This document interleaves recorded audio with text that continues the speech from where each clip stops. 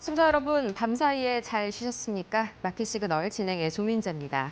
지금 이 시각 뉴욕 증시 3대 지수 이 장 초반만 하더라도 계속해서 약한 움직임을 보였습니다. 가장 먼저 이 파월 의장에 대해서 미국 연방검찰이 다시 한번 이 형사 수사에 착수할 수 있다는 이런 보도가 나오게 되면서 다시 한번 미국 전반에 이 연준의 독립성에 대한 우려가 키워졌고요. 반면에 이 나스닥 기술주들은 오늘 상대적으로 좋은 움직임 보이는데 구글과 애플이 다시 한번 손을 잡았습니다. 잠시 후에 관련된 이야기들 자세하게 들어보도록 하겠고요. 오늘도 마켓 시그널 힘차게 출발합니다.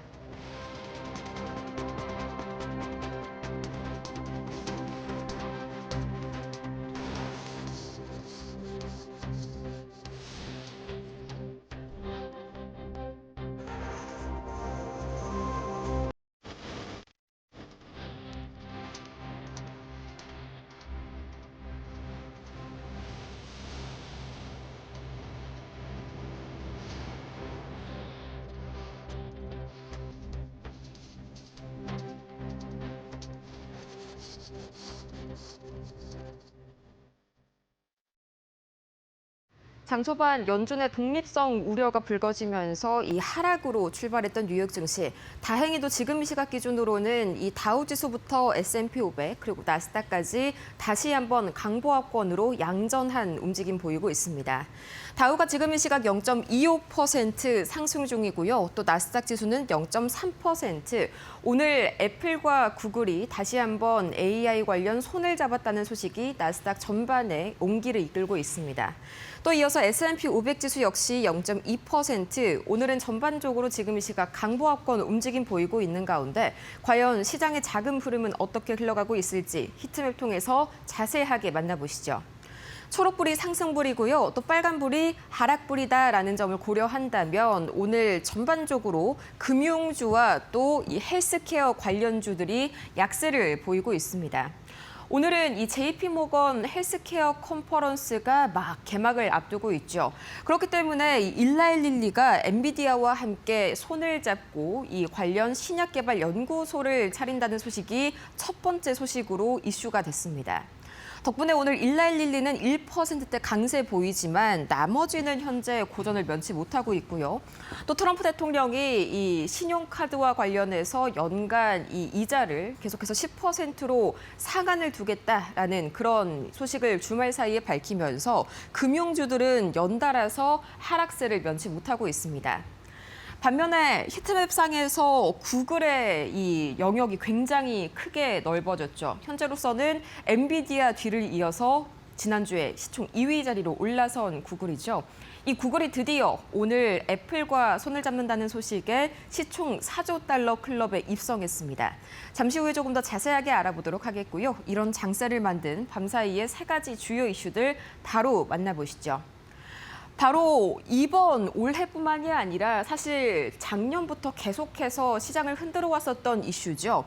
이 미국의 연방검찰이 파월 의장에 대해서 형사수사에 착수했다라는 소식이 밤사이에 불거졌는데 사실 어제 오후장부터 우리 시장에는 조금씩 반영이 됐었던 이슈입니다. 이 때문에 연준의 독립성 우려가 다시 한번 불거졌는데 관련된 영상 지금 바로 이어서 만나보시죠. Good evening. On Friday, the Department of Justice served the Federal Reserve with grand jury subpoenas, threatening a criminal indictment related to my testimony before the Senate Banking Committee last June. That testimony concerned, in part, a multi-year project to renovate historic Federal Reserve office buildings. I have deep respect for the rule of law and for accountability in our democracy. No one, certainly not the chair of the Federal Reserve, is above the law. But this unprecedented action should be seen in the broader context of the administration's threats and ongoing pressure. This new threat is not about my testimony last June or about the renovation of the Federal Reserve buildings. It is not about Congress's oversight role. The Fed, through testimony and other public disclosures, made every effort to keep Congress informed about the renovation project. Those are pretexts. The threat of criminal charges is a consequence of the Federal Reserve setting interest rates based on our best assessment of what will serve the public, rather than following the preferences of the president.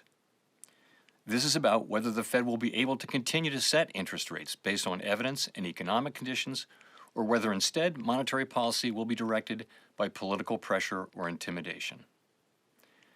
I have served at the Federal Reserve under 4 administrations, Republicans and Democrats alike.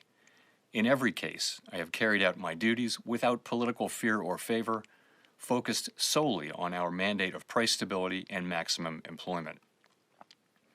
Public service sometimes requires standing firm in the face of threats. I will continue to do the job the Senate confirmed me to do, with integrity and a commitment to serving the American people. Thank you. 네, 방금 보신 영상은 이번 결정에 따라서 파월 의장이 내보낸 입장문의 성격의 발언이다라고 보시면 되겠습니다. 요약을 하자면 이번 사건이 단순히 연준의 어떤 건물을 증축하는 문제가 근본이 된 게 아니라 사실 금리 결정에 있어서 트럼프 대통령의 말을 듣지 않은 연준에 대한 정치적인 보복이다라는 점이 주요 골자죠. 우선 그러면 어떤 사건이 문제가 됐는지 발단부터 간단하게 보고 가도록 하겠습니다. 작년부터 문제가 됐었던 부분이죠. 지난 2022년부터 이 워싱턴 DC에 위치해 있는 연준 본청 건물이 이 재보수 공사에 들어갔는데요. 당초 예상보다 많은 예산이 집행된 것이 문제였습니다. 하나로 치자면 3조 7천억 원에 달하는 굉장히 많은 이 예산이 7억 달러가 초과된 금액이 들어갔는데 여기에 대해서 트럼프 대통령이 문제를 삼게 되고요. 이번 사건이 발생하게 된 파월 의장의 혐의는 국회에서 위증을 했다는 것인데 어떤 것을 위증을 했느냐? 이 연준 본청 보수공사 관련해서 이 고급 시설이 없다라고 파월 의장이 국회에서 발언을 했었습니다. 그런데 알고 보니까 실제로는 이 재건축 과정에서 VIP 식당이나 옥상 정원과 같은 필요 없는 사치 시설이 확인이 되었다. 이 때문에 파월 의장이 거짓말을 했다라는 것이 이번 형사 수사의 주된 혐의이고요.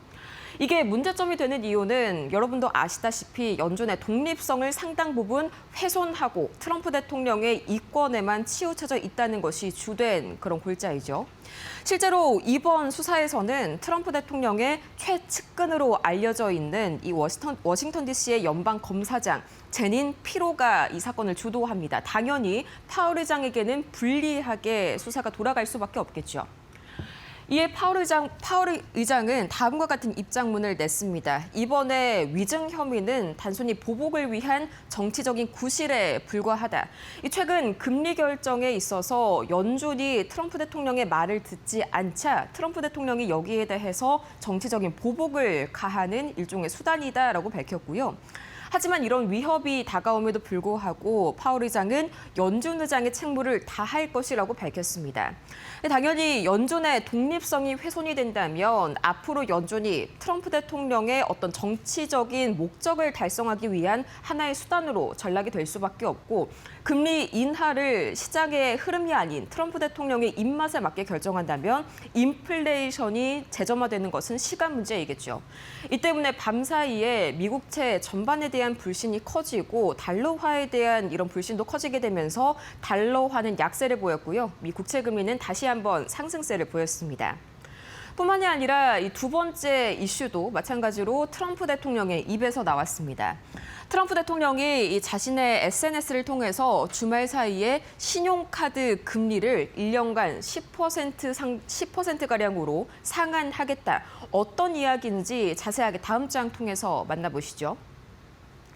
자, 가장 먼저 이건 트럼프 대통령이 주말 사이에 올렸었던 이 SNS 글입니다. 쉽게 얘기해서 지금 미국의 신용카드 회사들이 이 20%에서 30%에 달하는 이자율로 국민들을 착취하고 있다. ripped off. 이거는 착취하다라는 의미인데 이 때문에 이걸 더 이상 용인하지 못하겠다. 앞으로 1월 당장 20일부터 신용카드 이자율을 1년간 10% 수준으로 제한할 것이다라고 밝혔는데 이 문제가 되는 신용카드 이자율이 무엇이냐? 바로 신용카드 결제 금액을 결제일에 제때 납부하지 못했을 때 이 미결제 잔액이 남겠죠. 이 미결제 잔액에 부과되는 이자라고 보시면 됩니다.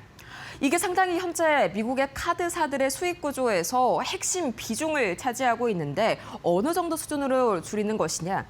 현행상으로는 평균적으로 23%의 수준의 이 금리를 가지고 있습니다. 이자율을 가지고 있는데 이게 거의 10% 아래로 내려간 적은 거의 없다고 보셔야 합니다. 거의 현재 구조에서 2배 이상 이 절하가 되는 건데 당연히 카드사와 은행들의 수익이 급감할 수밖에 없고요.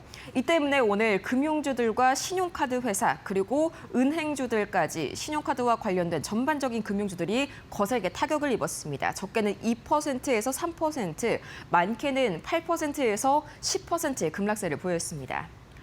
하지만 오늘 나스닥은 전반적으로 상승하는 흐름을 내내 이어갔었죠. 바로 애플과 또 구글이 손을 잡았기 때문인데 애플이 시리의 파트너로 제미나이를 낙점시키면서 오늘 구글이 드디어 시총 4조 달러 클럽에 입성했습니다.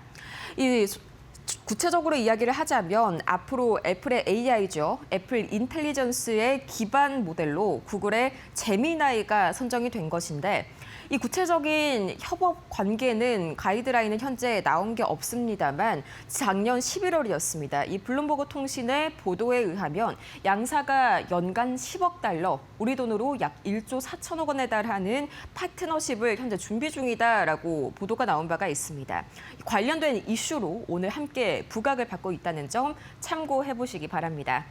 그렇다면 과연 특징주들은 오늘 어떤 이슈를 몰고 왔을지 가장 먼저 엔비디아입니다. 엔비디아는 밤사이에 일라일리와 AI 신약 개발 연구소를 설립한다는 소식에 또 큰 폭으로 올랐습니다. 신약 개발에 있어서의 난제를 해결하기 위해서인데 그 난제를 해결하는 과정에서 엔비디아의 AI 모델이 들어가는 것이죠. 앞으로 양사는 5년간 10억 달러를 공동 투자하겠다고 밝혔고요. 또 구글 종전에 나왔던 이슈가 그대로 담겨져 있습니다. 이 덕분에 오늘 구글이 시총 4조 달러 클럽에 4번째로 입성을 했는데 엔비디아와 마이크로소프트, 애플에 이어서 4번째고요. 참고로 이 4개의 기업 중에서 현재 엔비디아와 구글만이 총 4조 달러 선을 아직까지 지켜내고 있습니다. 이어서 애플도 오늘 좋은 움직임을 보였는데요. 뱅크 오브 아메리카가 이 아이폰 판매와 서비스 매출이 2자릿대 성장세를 보이고 있다면서 이 바로 1월 29일 목요일이죠. 이달 말에 예정되어 있는 애플의 실적 발표에서 상당히 호실적이 기대된다. 실적이 예상치를 상회할 것이다라고 밝혔습니다. 이 덕분에 오늘 애플 긍정적인 움직임을 보였고요. 이 세 가지의 주가 흐름 바로 체크해 보시죠. 가장 먼저 엔비디아 0.06% 오늘 장 중반만 하더라도 굉장히 강한 상승세를 보였는데 장 막판 들어서 약간 이 상승폭을 대거 반납하는 움직임이 나왔습니다. 이어서 보도록 하겠습니다. 오늘 시총 4조 달러 클럽에 가입한 구글 1% 강세로 기분 좋게 하루를 마무리했고요. 이어서 애플입니다. 애플도 0.34% 이 실적 발표에 대한 기대감에 강보와 움직임 보였습니다. 추가적으로 세 가지의 기업들 M7 종목 만나보시죠.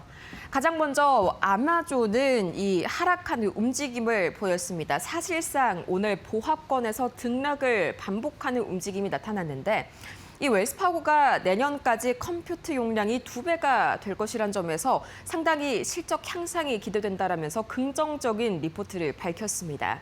이 사실상 현재 구글과 애플을 제외한 나머지 종목들이 이 굉장히 주가가 소외를 받고 있는 그런 모습 중에서 그나마 좀 주가를 방어해낼 수 있었던 그런 재료였는데요. 이 때문에 웰스파고가 아마존에 대해서 비중 확대를 유지했고요. 인터넷 분야에서 최선호주로 선정했습니다. 이어서 메타도 보도록 할 텐데 메타는 대놓고 악재가 있었습니다. 이 호주에서 16세 미만 이용자가 SNS를 사용할 수 없게 만드는 법안이 드디어 발효되면서 이 스레드와 인스타그램, 페이스북을 포함해서 도합 55만 개 계정이 폐쇄됐습니다. 이 때문에 메타의 실적 우려감이 커지면서 오늘 하락한 메타였고요. 또 이 마이크로소프트 역시 오늘 뚜렷한 악재가 있었다라기보다는 긍정적인 리포트를 바탕으로 약간의 보합권 움직임이 나타났습니다.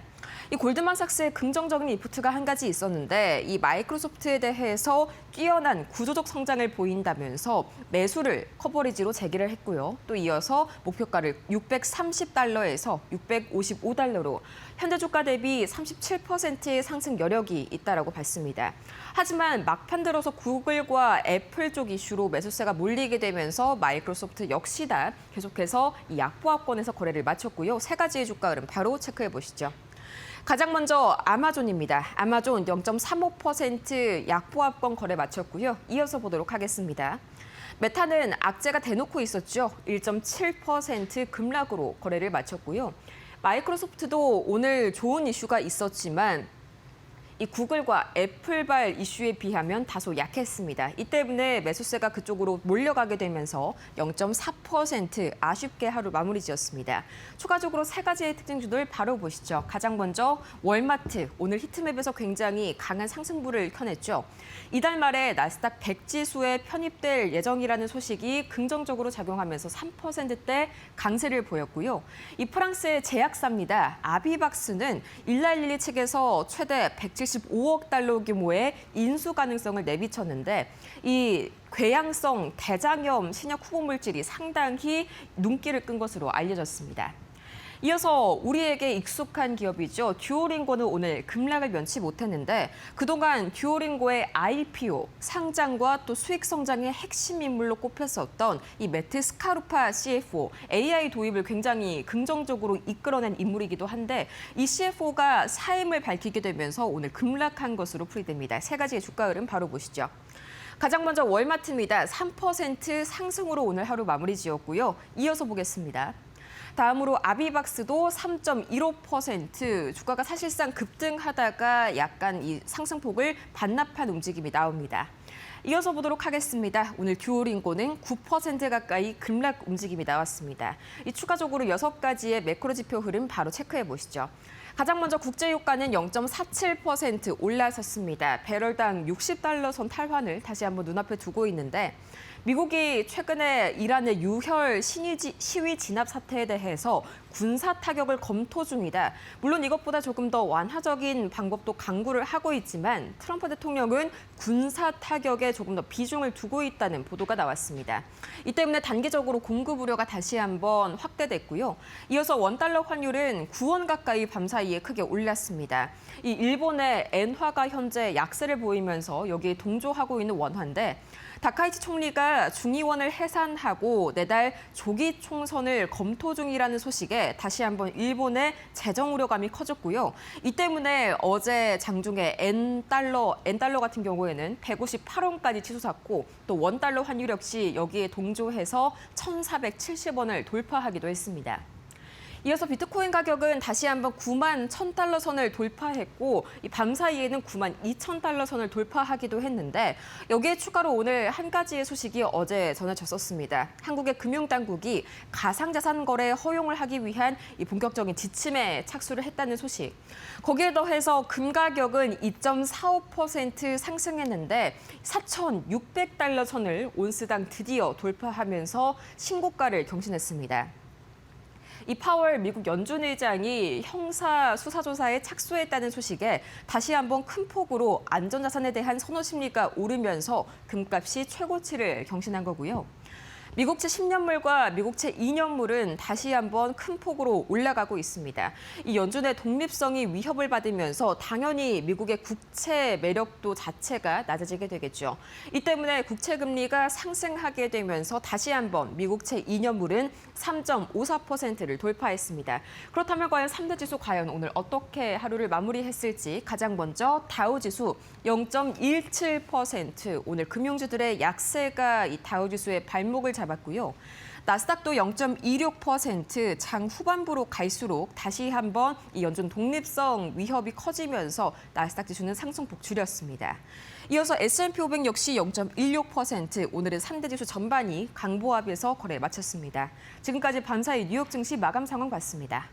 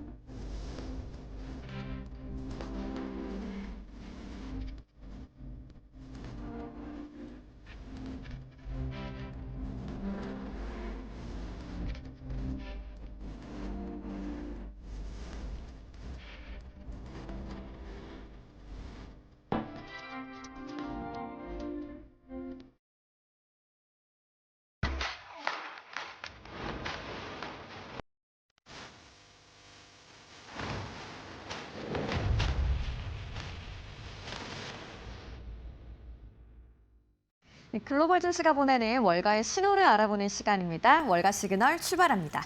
첫 번째 소식입니다. 미국 연방검찰이 파월 연준 의장에 대한 형사수사에 착수했습니다. 제롬 파월 연준 의장은 연준 본부 개보수 공사와 관련해 의회에서 프로젝트 규모를 축소 왜곡해 증언했는지 여부를 조사받고 있습니다. 이번 수사는 워싱턴 연방검찰이 진행 중인데요. 승인 주체는 트럼프 대통령의 오랜 측근으로 알려진 제닌 피로 검찰청장으로 지난해 11월 최종 결재가 이뤄졌습니다. 수사 대상은 25억 달러 규모의 연준 본부 개보수 사업이며 검찰은 파월 의장의 공개 발언과 실제 지출 기록을 대조하고 있습니다. 한편 트럼프 대통령은 금리 인하 요구를 거부해온 파월 의장을 지속적으로 비판해온 바 있는데요. 트럼프는 파월 의장을 해임하겠다고 위협하며 개보수 문제를 무능의 사례로 언급해왔습니다. 연방검찰은 관련 서류 제출을 위해 파월 의장 측에 여러 차례 접촉한 것으로 전해졌습니다. 한편 전문가들은 이번 수사가 중대한 법적 국면의 시작이라고 평가합니다. 시장은 연준 독립성 훼손 가능성에 촉각을 곤두세우고 있고 통화 정책의 불확실성이 다시 부각되는 흐름입니다. 트럼프 대통령의 신용카드 금리 상한 발언에 금융주들이 흔들렸습니다. 트럼프 대통령은 신용카드 이자율을 최대 10%로 제한하겠다는 구상을 공개적으로 언급했습니다. 이 같은 발언에 10일 뉴욕 증시에서 은행과 카드사 주가가 장중 일제 약세를 보였는데요. 대표 카드사인 아메리칸 익스프레스의 주가는 4% 넘게 급락했습니다. 카드 시장 점유율이 높은 캐피털원 파이낸셜도 장중 하락폭이 6%를 웃돌았습니다. 신용카드 사업 비중이 큰 JP모건, 뱅크 오브 아메리카, 시티그룹을 비롯해서 비자와 마스터카드 역시 동반 하락했습니다. 트럼프는 트루스 소셜을 통해 카드사가 소비자에게 과도한 부담을 지우지 못하게 하겠다고 밝혔는데요.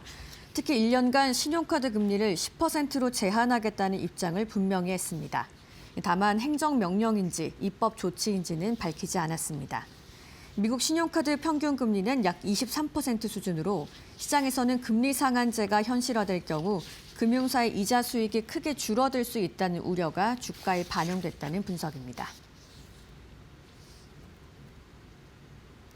엔비디아와 일라이 릴리가 공동 연구소 설립에 10억 달러를 투자합니다. 엔비디아와 일라이 릴리가 AI 신약 개발을 위한 초대형 공동 연구소 설립을 공식화했습니다. 엔비디아와 일라이 릴리는 12일 JP모건 헬스케어 컨퍼런스 개막식에서 향후 5년간 10억 달러를 투자한다고 밝혔는데요. 연구소는 샌프란시스코 베이 지역에 설립될 예정입니다. 이번 협력의 핵심은 엔비디아의 최신 세대 AI 칩 베라 루빈을 신약 개발에 본격 활용하는 것으로 투자금은 인재 확보와 인프라, 컴퓨팅 파워 확충에 집중됩니다. 연구소에는 엔비디아 DGX 슈퍼포드와 AI 팩토리 구축도 포함되는 것으로 알려졌습니다.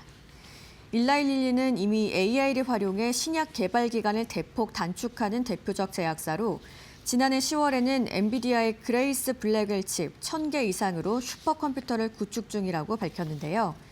엔비디아는 제약사들이 자체 신약 개발 플랫폼을 만들도록 하드웨어와 오픈소스 AI 모델을 함께 제공하고 있습니다. 다만 이번 투자금이 실제 칩 구매로 이어질지는 공개되지 않았습니다. 엔비디아는 이날 AI로 설계된 약물이 실제 합성 가능한지를 검증하는 신규 모델도 공개했습니다. 연구소의 위치는 오는 3월 발표될 예정으로 양사는 이 시설에서 생명공학 AI 학습용 신규 데이터를 공동으로 생성할 계획입니다. 한편 이 같은 소식에 엔비디아와 일라이 릴리의 주가는 장중 동반 소폭 상승했습니다. 알파벳이 사상 처음으로 시가총액 4조 달러를 돌파했습니다. 구글의 모회사인 알파벳은 장중 주가가 약 1% 오르면서 시총 4조 달러를 넘어섰습니다. 애플이 차세대 인공지능 전략에서 구글의 생성형 AI 모델인 제미나이를 선택했다고 밝힌 영향인데요. 애플은 자사 AI 모델과 차세대 시리에 제미나이를 탑재할 계획입니다. 이로써 알파벳은 엔비디아, 마이크로소프트, 애플에 이어 역대 네 번째로 4조 달러 클럽에 합류했습니다. 엔비디아와 마이크로소프트는 지난해 7월, 애플은 10월 처음 4조 달러를 넘긴 바 있습니다. 알파벳의 주가는 지난해에만 65% 급등했는데요. 글로벌 금융위기 직후였던 2009년 이후 가장 가파른 연간 상승률로 AI 경쟁력 회복이 주가 상승의 핵심 배경으로 꼽힙니다. 지난해 말 공개한 7세대 TPU 아이언우드와 최신 모델 제미나이3가 시장의 높은 평가를 받았습니다. 특히 제미나이3는 성능 면에서 경쟁 모델에 앞선다는 분석이 나오는데요. 이런 흐름 속의 알파벳은 최근 7년 만에 애플을 제치고 시총 2위에 오르기도 했습니다. 지금까지 월가에서 보내는 시그널 알아봤고요. 신일섭 위원과 함께 자세히 분석해 보겠습니다.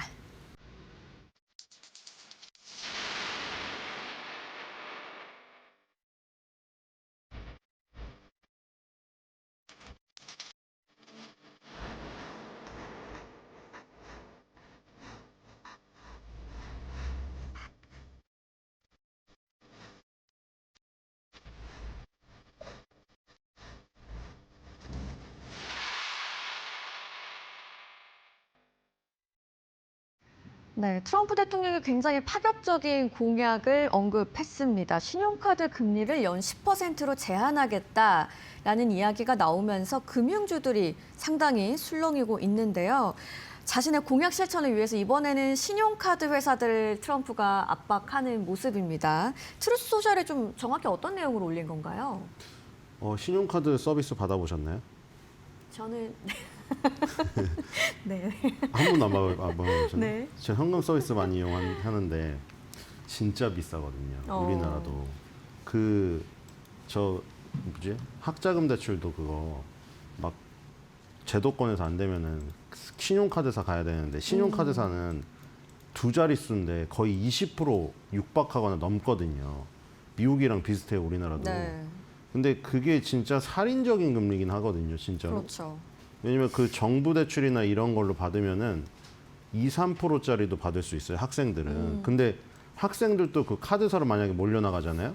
20%짜리 금리를 내야 돼요. 받으신 분 계실걸요? 학자금 대출 신용카드사에서 받으신 분 계실 거고 지금도 현금 서비스 저번 달에도 받아가지고 이번 달에 메꿔야 되실 분 계실걸요? 현금 서비스 금리 자체가 15%, 20% 합니다. 그렇기 때문에 신용카드사는 금리가 상당히 비싸죠. 우리가 일단은 처음에는 4대 시중은행 가죠.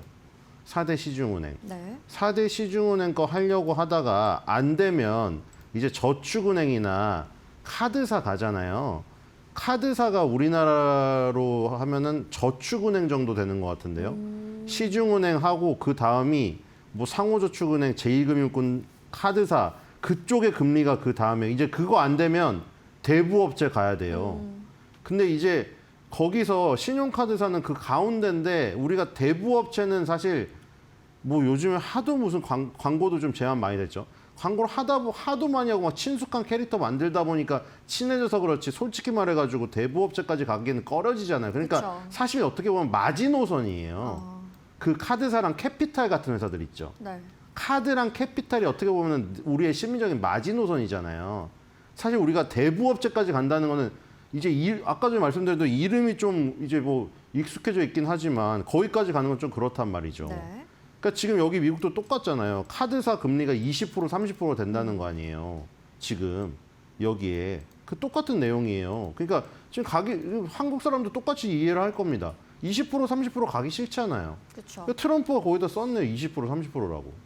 카드사 금리가. 우리나라랑 거의 비슷합니다. 그래서 카드사 금리가 20% 30%니까 그거 안 내게 해주겠다는 거 아니에요, 지금. 그거를 10%로 해주겠다. 네. 근데 뭐 이거는 사실 이제 트럼프가 임기가 마지막이기 때문에 하고 싶은 거 다 하는 것 같은데, 그렇죠? 이제 뒤돌아 볼 일이 없잖아요. 할 거 다 하고 내년도에 올해군요, 이제. 올해 UFC 개최하고 떠나면 되거든요. 백악관에서. 네. 그래가지고 지금 10%로 낮춘다고 했는데 아까 전에 말씀하신 대로 이게 무슨 행정명령인지 뭐 입법 조치를 했는지는 뭐 알려지지 않았다고 하는데 입법이 네. 필요한 부분입니다, 이거. 그렇죠? 뭐 소비자들의 금융 부담을 줄이겠다는 취지로 읽혀지기는 하는데 그 부분도 향후에 좀 짚어보도록 하겠고요. 근데 좀 공교롭다고 할까요? 과거에 트럼프와 좀 정치적으로 반대편에 서 있는 인물인 이 샌더스 의원이 주장했던 내용과 좀 굉장히 흡사한 측면이 있더라고요. 뭐 신용카드 금리를 그때 15%였나요? 제한하는 법안에 발의한 적이 있었잖아요. 네, 뭐 정확히 몇 프로인지 모르겠고요. 네. 왜냐면 이게 왜 공교롭냐면 예전에는 이른바 트럼프가 좌파들의 포퓰리즘이라고 욕했던 법안이에요. 그렇죠? 그거 싫어하잖아요. 뭐 좌파들은 맨날 포퓰리즘을 어쩌고저쩌고. 그 대척점에 있는 바로 그 샌더스 의원이 네. 대표적이잖아요. 샌더스 무슨 뭐 저기 낸시 펠로시 뭐 이런 사람들이 트럼프랑 완전 대척점에 선 사람들이잖아요. 근데 거기서 이제 이런 법안을 발표했는데 그 당시에는 이제 공화당 쪽에서는 이제 야 이거 완전 포퓰리즘이다 이랬는데 이제 트럼프가 포퓰리즘을 실천하고 있죠 지금. 이게 지금 트럼프가 포퓰리즘을 실천하고 있고 자 이 지금 상황이 어떻게 진행이 될지 모르겠는데 물론 이제 자기의 상황에 따라서 말이 바뀌기 때문에 이번에는 포퓰리즘이 아니라 뭐라고 얘기하겠죠? 당연히 포퓰리즘을 얘기할 리가 없죠. 나는 국민을 이렇게 생각한다. 네. 옛날에 뭐 과거에 뭐 샌더스 의원은 포퓰리즘으로 했을지 모르겠지만 나는 실질적으로 통과를 시켜가지고 우리 국민들에게 실질적인 혜택을 주겠다. 뭐 이러면서 지금 뭐 하여튼 뭐 국민들 마음에 드는 거를 막 하려는 것 같고 자기의 반대되는 또 편은 완전히 지금 또 그죠 아이스 그 말 많잖아요 국경 위원들 통해 가지고 지금 중간 선거 앞두고 약간 뭔가 자기 편은 확실히 표를 단속하고 아예 반대편은 완전히 딱 누르는 뭐 이런 작업을 하는 게 아닌가 이런 생각이 듭니다. 뭐 이런 발언 때문에 간밤에 금융주들이 좀 일제히 급락을 했습니다. 좀 앞으로도 계속 악영향을 줄지도 궁금하고 또 우리나라 금융주에도 어떤 영향이 있을지 어떻게 보시나요? 우리나라 금융주는 별로 영향이 없지 않을까요? 근데 우리나라 금융주는 그리고 가지를 않아가지고 뭐 물론 좀 갔죠. 그 무슨 뭐 저평가 훼손이 뭐 이래가지고 갔는데 뭐 미국처럼 막 신고가를 기록하고 이런 지금 수준은 아니기 때문에 네. 뭐 우리나라에 와가지고 저걸 제한하진 않으니까요. 그렇죠? 우리나라에는 타격이 없을 것 같고 지금 보니까 지금 신용카드 노출도가 높은 회사들 그런 회사들 위주로 지금 빠진 걸로 보여지네요. 네. 네. 뭐 소비자들의 금융 부담을 줄이려는 취지는 있지만 또 트럼프의 입장이 상당히 바뀐 점 확인을 해볼 수가 있었습니다. 자, 이어서 오늘 두 번째 기사도 한번 살펴보시죠.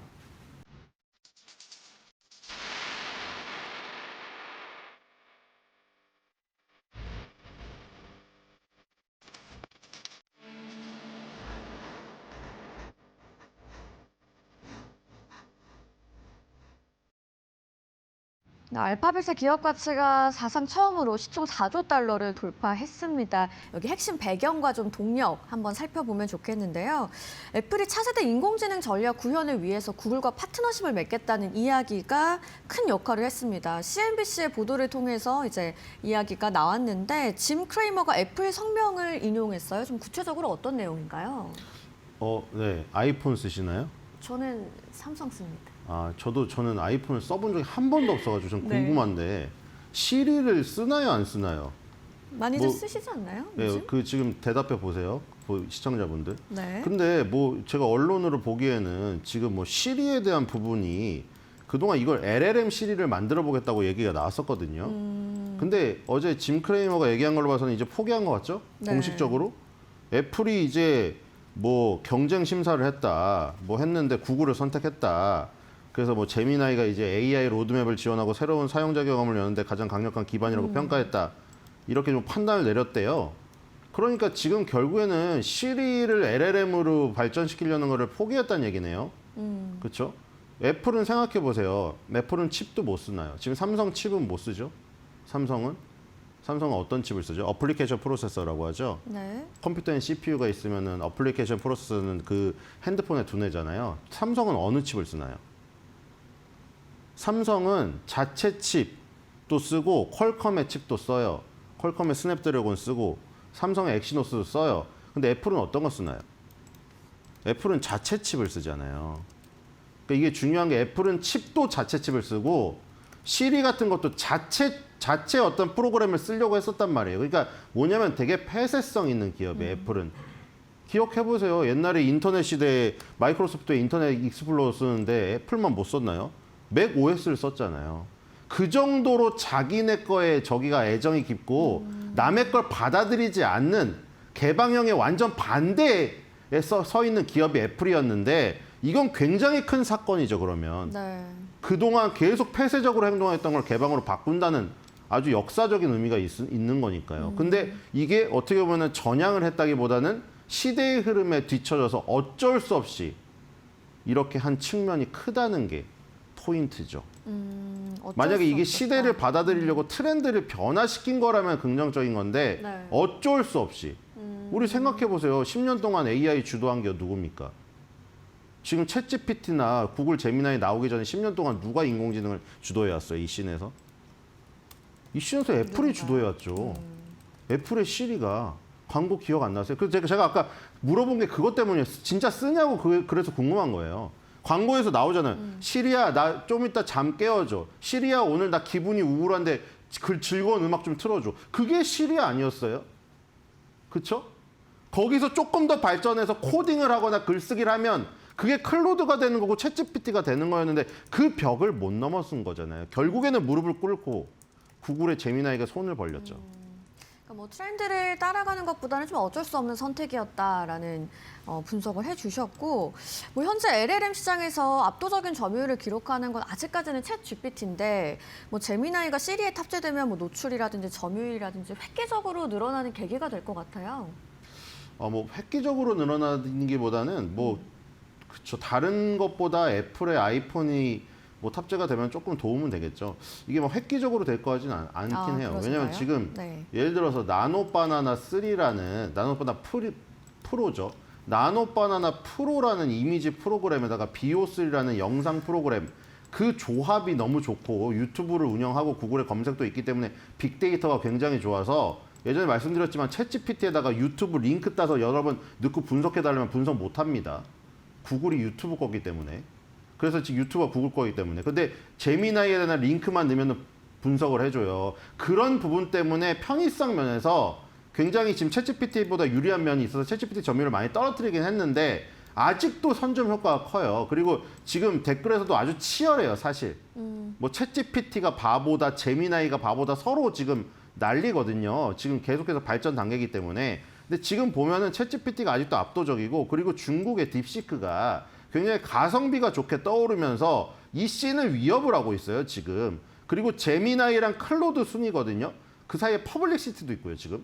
지금 순위로 보면은 챗GPT 다음이 딥시크, 그 다음에 제미나이, 퍼블릭시티, 클로드 순위예요. 근데 지금 보면 클로드, 퍼블릭시티, 제미나이가 굉장히 치열하거든요, 여기서. 네. 굉장히 치열하기 때문에 아까 전처럼 이제 장단점이 서로 있고 계속 모델이 이제 진화된 모델이 나올 때마다 서로 싸움이 지금 되는데 어쨌든 간에 애플의 시리를 제미나이가 먹는다고 하면 제미나이 시리가 된다고 하면 애플의 아이폰의 충성도 높은 그 부분이 있잖아요. 네. 저처럼 안 쓰는 사람은 안 쓰는데 애플 쓰는 사람은 평생 애플만 쓰니까 워렌 버핏이 그거 보고 투자한 거거든요.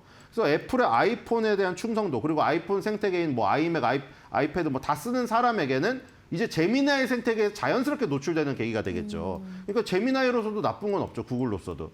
그런 면에서는 일단 저렇게 치열하게 어떤 그 아주 어떻게 보면 조금의 간발의 싸움을 하고 있는 그 싸움에서는 굉장히 유리한 지점을 얻을 수 있는 포인트긴 하다. 근데 챗GPT랑 차이는 아직도 굉장히 많이 난다. 이렇게 볼 수가 있겠습니다.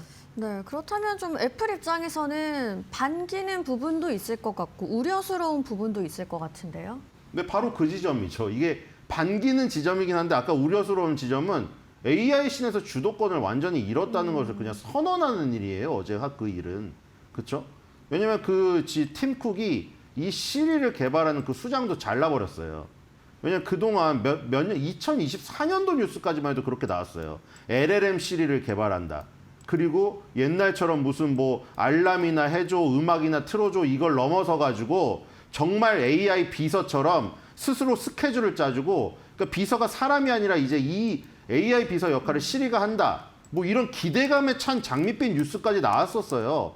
그러다 갑자기 챗GPT가 등장하고 제미나이가 나오고 클로드가 나오고 막 이러다 보니까 도저히 안 되겠나 싶었는지 결국에는 손을 벌렸습니다. 그리고 이 지금 구글의 제미나이를 아까 전에 그 짐 크레이머가 말했다고 했잖아요. 뭐 경쟁 뭐에 따라 가지고 선택을 했다. 여기 지금 클로드도 있었거든요. 클로드랑 제미나이랑 다 협업 관계를 하려고 막 계속 시도를 하다가 이 단가 부분에서 제미나이가 조금 더 낮게 지금 제시를 했는지 제미나이를 선택했습니다. 어쨌든 우려스러운 지점은 결국 시리가 인공지능 씬에서 10년 동안 지배를 하다가 결국 인공지능 씬이 개화가 되는 이 시점에서 꽃을 져버렸다는 그게 굉장히 아쉬운 점이죠. 그래서 애플이 지금 만약에 시리가 LLM 시리로 진짜 발전이 되었었다면 엔비디아를 제치고 시총 1위 자리를 유지하고 있었을 수도 있지 않았을까.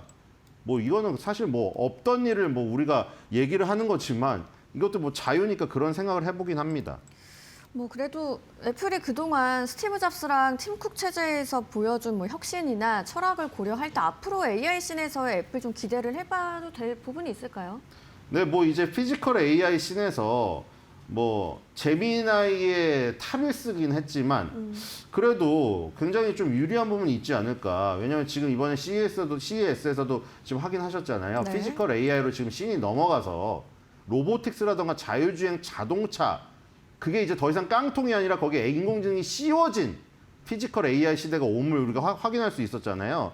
그럼 이제 애플은 그런 아이템들이 상당히 많아요. 지금 스티브 잡스가 지금 이룩한 이 지금 아이템이라던가 이 주가의 흐름을 보고 계신 거고, 아까 저 맥 컴퓨터부터 시작을 하죠. 뚱뚱이 컴퓨터부터. 그때부터 보시면은 맥 OS를 썼잖아요. 얘네들은 완전 폐쇄형입니다. 그리고 얘는 예를 들어 갤럭시 쓰는 저 같은 사람은 쓸 수도 없어요. 완전 정반대잖아요. 방향 자체가. 그리고 이제 여기서 아이폰, 아이패드 다 나오고, 그 다음에 이제 이 스티브 잡스가 사후에 팀 쿡한테 물려주고 나갔는데, 팀 쿡도 그 뒤에 계속해서 신제품을 내놓고, 이제 지금 어디까지 나왔냐면은 그 고글까지 나온 거죠. 물론 지금 메타가 레이벤의 글래스 굉장히 얇게 나와서 지금 애플의 저거는 굉장히 무겁게 보이긴 한데, 어쨌든 저런 것들이 지금 다 피지컬 AI 시대에 활용할 수 있는 AI라는 거죠. 피지컬 AI 아이템이라는 거죠. 이제 저런 애들이 제미나이를 지금 탑재를 시킨 상태에서 스스로 학습을 해서 진화된 능력을 보여준다면 애플이 더 이상 뭐 인공지능 시대에서 뒤진다 이런 얘기는 나오지 않지 않을까 이런 생각이 들고요. 그래서 애플의 주가가 일단 반등을 했습니다. 그리고 애플이 아직도 지금 2, 3위를 지금 다투고 있지 않습니까? 네. 그리고 이 뭐 버크셔 해서가 지분을 처분했다고 하지만 아직도 가장 많은 지분을 갖고 있는 상태고요. 그래서 애플의 저력을 무시하면 안 되지 않을까. 왜냐면 우리가 구글에서도 그랬거든요. 챗GPT 나왔을 때 여러분들 지금 뭐 구글이 알파벳이 지금 뭐 4조 달러를 돌파했다고 하는데 그 당시만 해도 딱 가보세요. 완전히 상황이 달랐습니다, 여러분들.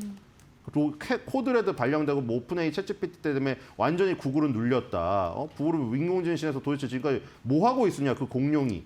욕을 먹었었어요. 근데 불과 그게 1년인가요? 지나고 난 시점에서 지금 4조 달러 돌파했습니다. 애플도 사실 이렇게 우려스러운 얘기가 가장 많이 나올 때 이때가 저점 매수 구간이 아닌가 이런 생각이 드네요. 네, 알겠습니다. 뭐 실일이 선택한 애플에 대해서 주가는 화답을 하는 모습인데요. 앞으로 AI 씬에서 애플이 어떤 모습을 보여줄지 저점 매수의 기회가 될지 한번 지켜보시면 좋겠습니다. 지금까지 신일섭 위원과 함께했습니다. 고맙습니다.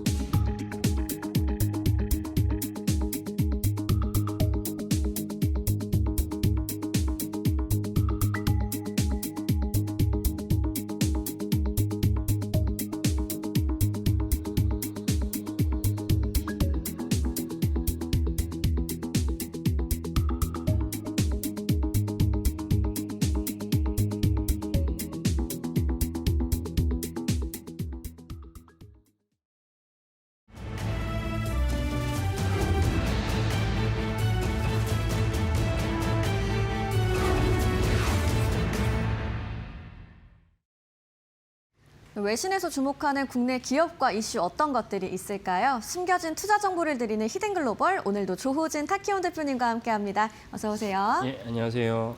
네, 오늘의 첫 번째 기사부터 함께 확인해 보시죠. 오늘은 폭스뉴스 계열사 매체인 폭스 비즈니스의 기사 살펴보도록 하겠습니다. 메타가 2035년까지 최대 6.6기가와트의 원자력 전력을 확보했다라는 이야기인데 이번 원자력 전력 확보가 단순한 에너지 수급을 넘어서 AI 패권 경쟁까지 좀 노려보는 이야기다라는 점에서 중요한 것 같습니다. SMR 기업 다수와 전력 구매 계약을 체결을 했네요. 예, 그렇습니다. 그래서 이제 이번 발표에서 핵심 정의 중 하나는 이제 좀 전에 이제 들으신 대로 해당 기업들이 모두 다 SMR 기업이라는 뜻입니다. 그래서 SMR이 이미 현실이 됐다. 그래서 SMR이 한 100마에서 300메가와트 정도의 그 대형 원전보다는 한 10분의 1 내지 3분의 1 정도의 이제 발전 용량을 하지만 이 발전 용량으로 갖고 실제적으로 이제 데이터 센터, AI 데이터 센터를 구동하기에는 전혀 이제 무리가 없습니다. 그래서 메타가 이제 전기를 필요로 해서 이 SMR 기업들과 다수의 ASMR 기업과 이제 계약을 체결했는데 이게 배경으로는 결국 이제 미국의 전기값이 오르니까 민심이 안 좋아지고 뭐 AI 데이터 센터 자체는 좋긴 하지만은 그 여파로 자기들이 지금 엄청난 한파를 갖다 미국 동부에서 겪었었는데 한파로 실제로 전기가 없으면 생활에 너무 불편하지 않습니까? 그래서 트럼프 정부는 데이터 센터를 갖다가 이제 구축을 할 때 너네가 기존의 다른 민간 사업자의 전기를 끌어오지 말라. 대신 너네 알아서 조달을 해라. 마치 우리나라가 빌딩을 지을 때 한 몇 년 전 됐죠. 한 20년 전 된 것 같은데 빌딩을 지을 때 주차 대란이 이제 예상이 되니까 주차장을 스스로 확보하지 않으면 건축학을 안 내주듯이 AI 데이터 센터를 짓는 건 좋은데 AI 데이터 센터에 필요한 전기는 각자가 알아서 공급을 해야라. 이런 어떤 기조입니다. 그래서 메타가 할 수 없이 이제 그 원자력 기업을 찾다가 SMR 기업과 같이 이제 데이터 센터 6.6기가와트면 엄청난 규모입니다. 네. 우리나라가 체코나 그다음에 그 UA에다가 이제 수출한 기업의 그 원자력 규모가 전체로 1기가와트, 1.4기가와트이기 때문에 엄청난 규모의 이제 AI 데이터 센터에 필요한 전기를 공급하기로 했다. 이 점이 이제 중요하다 하겠습니다. 네, 이와 관련해서 메타의 총괄 글로벌 담당 임원이 이번 AI 투자 성격에 대한 언급을 했는데 여기서도 좀 흥미로운 부분이 있더라고요. 예, 그 팍스 비즈니스 뉴스랑 이제 인터뷰를 했는데 여기서 중요한 멘트가 있어서 오늘 이제 소개하려고 가져왔습니다. 그 뭐라고 말씀을 했냐면 카플라인 이제 글로벌 오피서, 그러니까 전체 세계 총괄 담당 이제 임원이라고 보시면 되는데 이분이 인터뷰를 하면서 무슨 얘기냐면 AI가 가진 어떤 중요성과 그 가치를 갖다 설명하면서 AI 패권이 사실은 미중 간의 어떤 경쟁을 갖다가 좌우하게 되는 그런 요소다라고 발표를 했어요. 정확하게는 뭐라고 얘기했냐면 미국이 중국과 인공지능 경쟁에 승리하는데 큰 도움이 될 것이다. 뭐 우리가 당연하게 볼 수 있고 그렇게 전망할 수 있지만 여기서 중요한 건 무엇이냐면 암묵적으로 트럼프 정부가 출범하면서 물론 그전에 바이든 정부, 그전에 트럼프 1기 때부터 지속적으로 중국에 대해서 계속 이제 압박을 갖다 취했는데 노골적으로 사실은 트럼프 정부가 관세를 갖다가 제시하면서 중국을 압박을 했습니다. 근데 여기에 민간 기업인 메타의 최고위층 임원이 중국과의 AI 경쟁에서 승리하려면 반드시 이 전력이 필요하고 반드시 AI 데이터 센터가 필요하다는 것을 노골적으로 명시했다는 점이 참 이채롭고 주목할 만한 점이다 하겠습니다. 네, 말씀하신 것처럼 민간 기업의 임원이 이런 발언을 했다는 게 상당히 좀 흥미로운 부분인데 미중 대결의 승패를 진 열세라고 한다면 여기서 국가적 차원의 지원이 가능하다고 봐야겠죠. 예, 그러니까 이제 카플란 임원이 이런 식으로 발언했다는 것은 한편으로는 이제 우리가 이렇게 많은 재원을 투자하고 있는데 국가, 정부 차원에서 우리에게 이제 지원해야 될 필요가 있다라는 것을 말하는 것도 있고 동시에 이제 우리가 이렇게 열심히 일하고 있으니까 미국 전체 여론도, 미국 국민들도 사실은 우리와 같은 메타와 같은 빅테크들에게 질타 대신에 우리를 갖다 지원해 준다라는 어떤 암묵적인 얘기도 동시에 포함됐다고 봅니다. 왜냐하면 AI 데이터 센터에 대해서 얼마 전에 우리가 작년에도 한 9월달, 10월달부터 AI 버블론이 나오면서 버블론의 근거가 무엇이냐면 챗GPT의 임원이, 오픈AI 임원이 우리가 너무나 많은 재원을 투자하고 있는데 정부가 우리를 지원할 수 있지 않느냐 이런 발언을 하면서 월가에서 차갑게 반응했거든요. 아니 민간 기업을 왜 우리가 지원해 주느냐 그래서 주가가 내려갔습니다. 하지만은 이번에 이제 메타 임원이 말하는 것은 그럼에도 불구하고 개별 기업의 어떤 경쟁, 개별 기업의 매출과 주가에만 국한하지 않고 미국 전체의 사활을 진 미국이 중국과 이기려면 반드시 AI 경쟁에 이겨야 되니까 그런 관점에서 국가가 우리를 갖다 지원해 준다 이런 맥락도 동시 포함되어 있다라고 볼 수가 있겠습니다.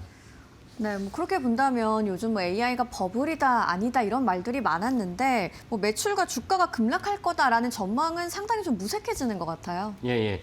그리고 사실은 제가 지금 말씀드린 이 사안을 저희가 이제 이미 작년에 한번 말씀드린 적이 있는데 트럼프 대통령은 제네시스 프로젝트라고 해서 대학교 홈페이지 나온 거 제가 보여드렸습니다. 네. 제네시스 프로젝트가 뭐냐? AI가 갖고 있는 이 가치를 갖다가 트럼프 정부가 임기 내에 얼마나만큼 중요하게 여기는지를 갖다가 단적으로 보여준 사안입니다. 제네시스라는 성경에는 창세기를 의미하고 현대차의 제네시스를 말하는 게 아니라 현대차도 거기에 따오긴 했는데 그 정도로 천지창조의 수준에 상응하는 AI가 우리에게 가져다 준다라는 맥락에서 제네시스 프로젝트라고 명명을 했습니다. 그러니까 사실 여기서 중요한 것이 무엇이냐?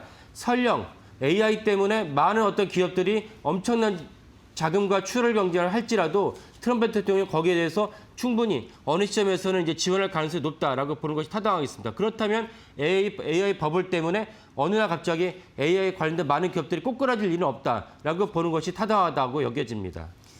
네, 뭐 결국 AI 투자는 개별 기업의 성패를 넘어서 국가 차원의 전략 사업이 되고 있다는 걸 다시 한번 확인해 볼 수 있겠는데요. 버블이라는 시각과 달리 정부까지 총력 지원에 나섰습니다. AI 산업의 방향성 앞으로도 흐름을 좀 주목해 보실 필요가 있겠습니다. 이어서 이제 두 번째 보도 내용도 한번 살펴보도록 하시죠. 월스트리트 저널의 보도고요. AI 메모리 수요가 폭증하는데도 생산 증설에는 좀 신중한 입장이다라는 내용입니다. AI 메모리 부족 현상이지만 증설에 선뜻 나서지 못하고 있는 이 엇갈린 흐름에 대한 이유를 좀 짚어봐야겠는데요. 여기에 앞서서 저희가 이제 CES 얼마 전에 있었잖아요. 뭐 로봇이라든지 TV도 물론 눈에 보이는 기술이었지만 AI 속도 경쟁이 그만큼 더 주목을 많이 받은 상황이었습니다. 엔비디아가 또 루빈을 공개한 게 굉장히 이슈가 됐었죠. 예, 그렇습니다. 우리나라는 이제 CES에서 현대차가 로봇을 아틀라스를 이제 공개하면서 그 현대차 주가가 한번 상승하는 어떤 계기가 됐고 또 이제 LG전자도 사실은 로봇을 클로드 아이라는 로봇을 또 공개했습니다. 클로드 아이는 이제 가사 로봇, 그 수건을 접는 것을 보여줬는데 약간 놀랍기도 했습니다. 그다음에 또 LG전자 가장 강력한 강점이라 할 수 있는 월페이퍼 TV. 그 TV가 올레드의 어떤 최신 기술을 사용하면서 대형 TV인데도 불구하고 TV 두께가 1cm가 안 돼요. 엄청난 충격이죠. 이런 것들로 이제 많은 사람들이 주목을 받았지만 또 하나 사실 주목할 만한 점 무엇이냐? 엔비디아가 차세대 이제 칩이라 해서 루빈을 갖다 공개했는데 루빈은 그만큼의 그 전에 버졌던 블랙아보다 훨씬 성능이 3배나 빠르다. 그 3배나 빠르면 그만큼 거기에 상응하는 언제나 이제 엔비디아 칩을 갖다가 새로운 칩이 나오고 이 칩의 어떤 단가나 그에 따른 어떤 파생적인 효과나 이런 걸 보실 때마다 염두에 두셔야 될 것은 HBM 필요하다.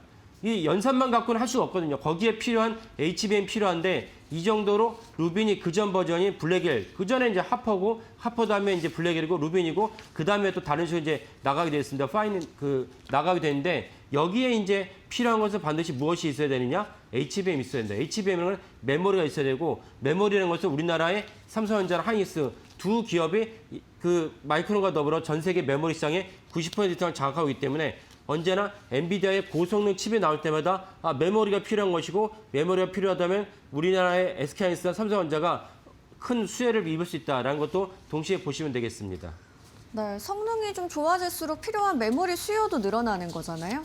예, 그렇죠. 그래서 지금 이제 중요한 관건 중 하나가 HBM4인데 HBM4는 단적으로 얘기했을 때 HBM3E보다 입출력 단자가 2배가 더 많습니다. 그래서 1024개에서 그 2048개로 올라갈 수밖에 없는 건데 이렇게 입출력 단자 많아지다 보면 아까 말씀드린 대로 엔비디아의 칩 자체의 성능이 높아지다 보니까 성능이 높아지면 짝이 되는 HBM도 같이 성능이 높아져야 됩니다. 그래서 근본적으로는 입출력 단자를 2배로 올리는 동시에 하나의 단자가 오고 가는, 그러니까 하나의 단자라는 것은 엘리베이터를 갖다가 그 엘리베이터를 타야 될 사람이 많다 보니까 거기서 엘리베이터 개수를 2배로 늘렸다고 볼 수 있고 엘리베이터의 속도도 더 많아졌다. 이렇게 보시면 되겠습니다. 이런 면에서 HBM4가 또 이제 주목하고 HBM4가 언제 이제 엔비디아에서 본격적으로 양산이 됐냐는 이제 결국 이제 늦어도 2분기, 어쩌면 1분기 될 수 있습니다. 이런 식으로 우리가 접어들지만 결국은 HBM4 자체의 어떤 성능과 수요가 엔비디아의 칩을 갖다가 보조해주는 중요한 역할이라는 것도 동시에 보시면 좋겠습니다.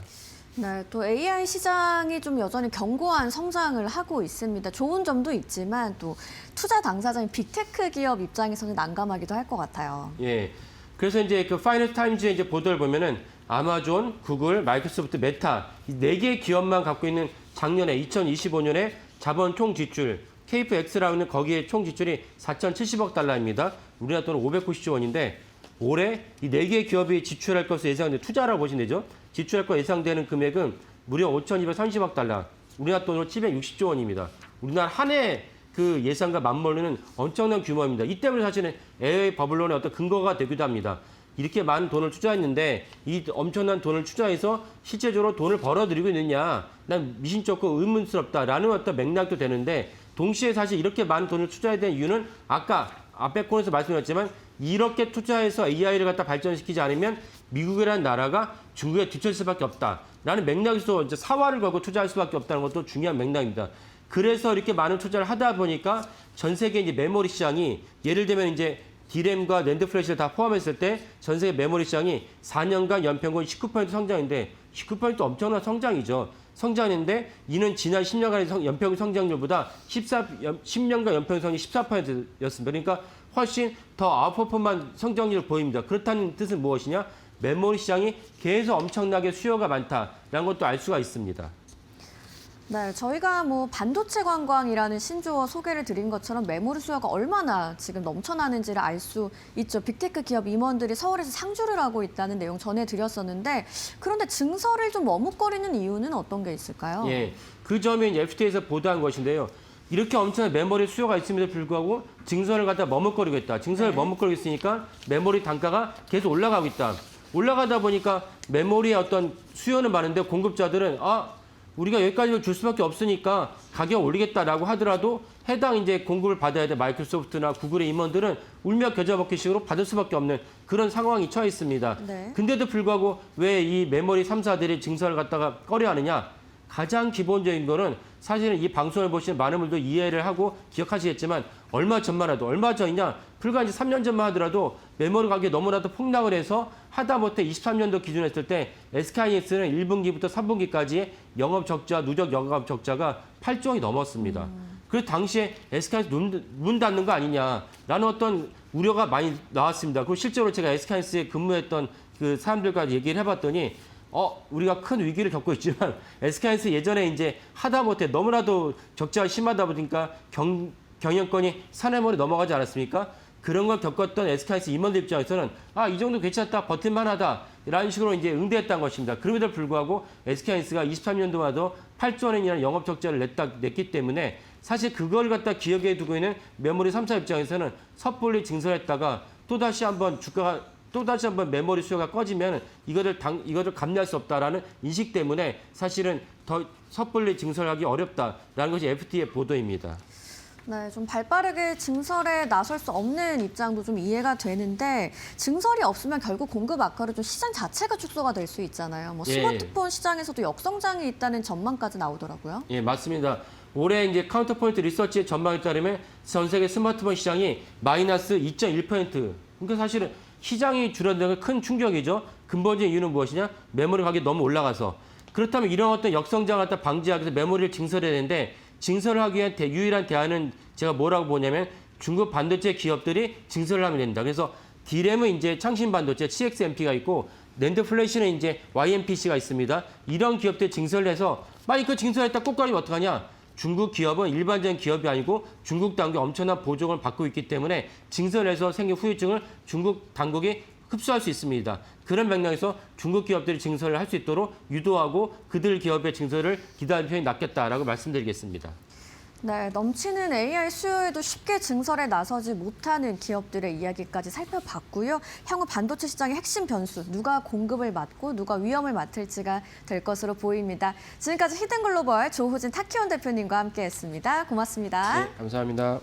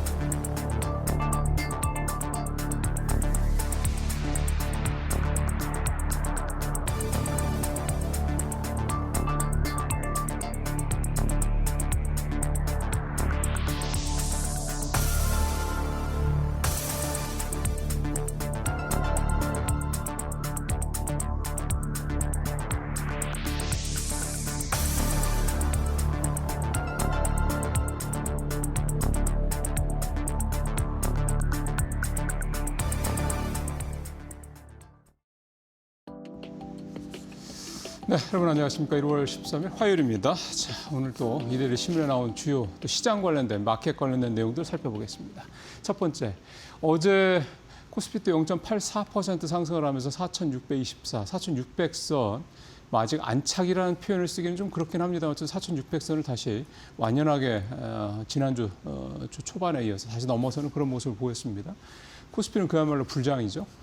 그럼 이제 투자자들은 어떻게 할까요? 일단 어제 코스피가 4,600선을 다시 넘는 상황에서 개인들은 많지는 않습니다만 1,000억대 순매도를 보이긴 했습니다. 최근에 개인들의 어떤 흐름을 보면 뭐 완전히 한쪽으로 이렇게 방향성을 잡은 것 같지는 않습니다. 사기도 하고 팔기도 하고 주로 이런 모습을 좀 보이고 있는데 개인 투자자들 이 정도 되면 좀 두르지 않겠냐 이런 기대감들을 분명히 좀 할 법한데 최근에 개인 투자자들의 수급이 어디로 가고 있는지 이제 그거를 다룬 기사가 바로 지금 첫 번째 보시고 계신 기사입니다. 제목에서 보시면 코스피 불장인데 투자자들 8,800억 원 어디로 몰렸나 그런데 표로 바로 좀 들어가서 보시죠.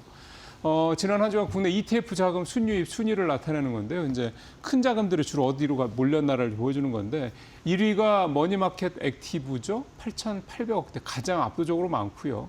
2위가 AI 반도체, 3위는 코덱스 레버리지. 이건 코스피가 앞으로 더 좋아질 거라는데 레버리지를 거는 거니까 좀 강하게 좋아질 것이라고 보는 걸 테고 타이거 S&P 500 그다음에 쭉 있고 뭐 코덱스 S&P 500이 있고 그다음에 채권이 좀 두 개가 있죠. 5위, 7위.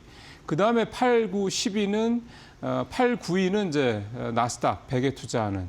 그다음에 마지막 10위가 반도체입니다. 10개 중에 2개가 반도체고 그다음에 2개는 채권이고 4개는 이제 미국 관련된 뭐 지수 상품들이고 첫 번째가 이제 머니마켓 액티브죠. 이거는 한마디로 이제 그 MMF죠. 이거와 관련돼서 투자를 하는 여기에다 투자를 하는 거다 보니까 아무래도 이제 수익률이 이렇게 상대적으로 높은 어떤 상품은 아니고 그래서 이제 이른바 파킹형 상품이다라고 볼 수가 있는 겁니다. 자, 그렇다면 왜 이런 상품에 8,800억 거의 뭐 9천억에 가까운 돈이 몰렸을까?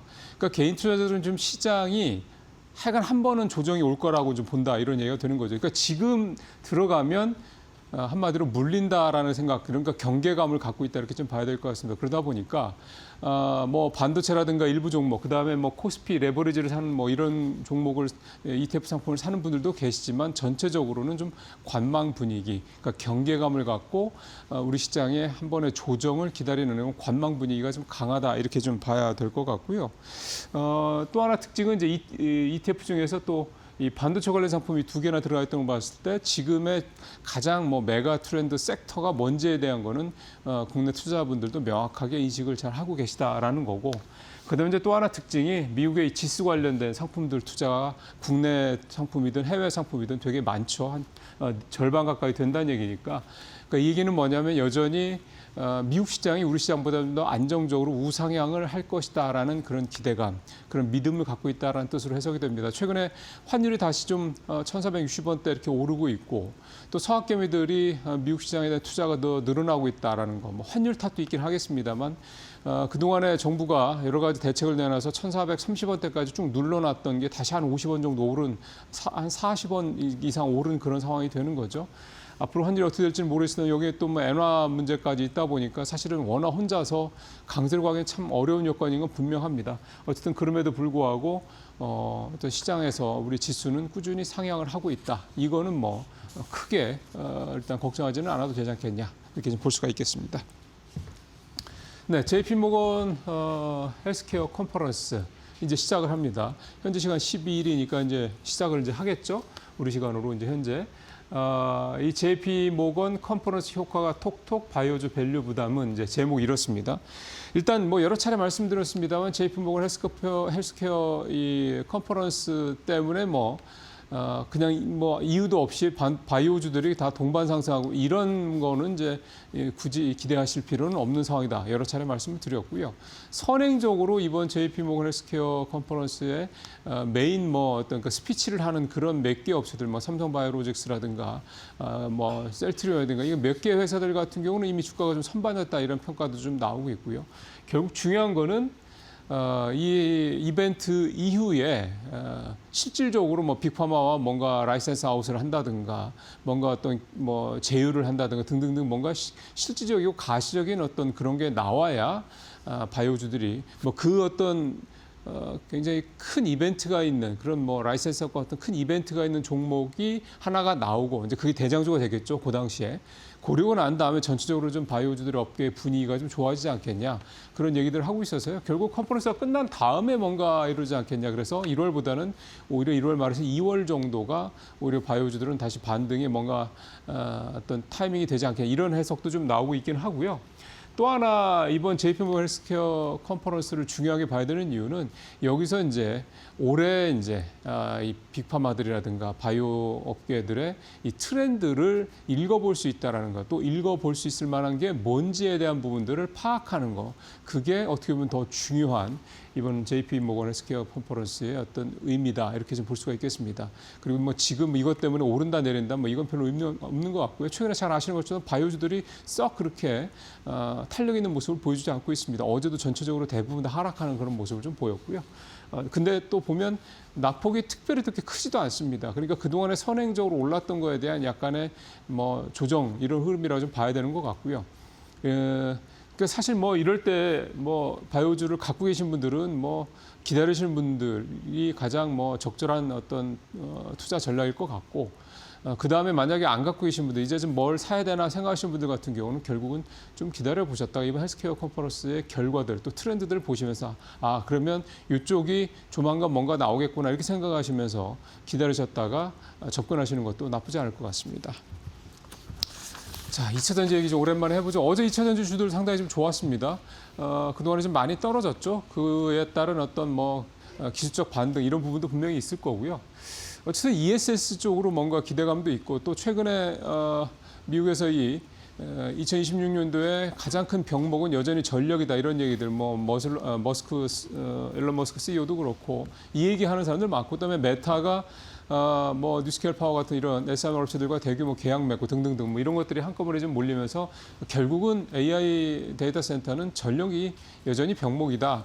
이거에 대한 시장의 관심들이 모아지다 보니까 2차 전지도 좀 다시 좀 주목을 좀 받고 있습니다. 근데 2차 전지 업체는 사실은 이제 가장 중요한 EV 쪽, 전기차 쪽이 여전히 좋은 상황이 아니기 때문에요. 결국 이제 ESS 쪽에서 뭔가 돌파구를 찾아야 되는데 해외가 아니라 국내에서 대규모 ESS 입찰이 좀 눈앞에 있습니다. 그래서 이거에 대해서 좀 우리 2차 전지 셀 업체들이 지금 아주 엄청나게 사활을 걸고 준비 중이다. 이 얘기가 이번 기사의 세 번째 기사의 주요 내용이고요. 보시는 것처럼 이제 2차 ESS 중앙 계약 시장 입찰, 한마디로 정부 입찰이라고 보시면 되고 규모는 540메가와트.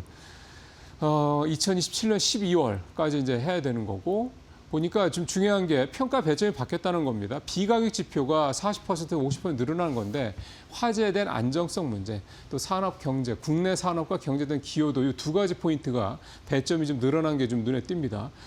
화재에 대한 안정성 문제가 눈에 띄게 늘어난 게 확실히 표가 보이죠. 자, 그렇다면 이거의 이제 관건은 지금 제목이 딱 적절하게 잘 나왔는데 LG에너지솔루션과 SK온은 LFP 쪽으로 지금 ESS를 집중을 하고 있고요.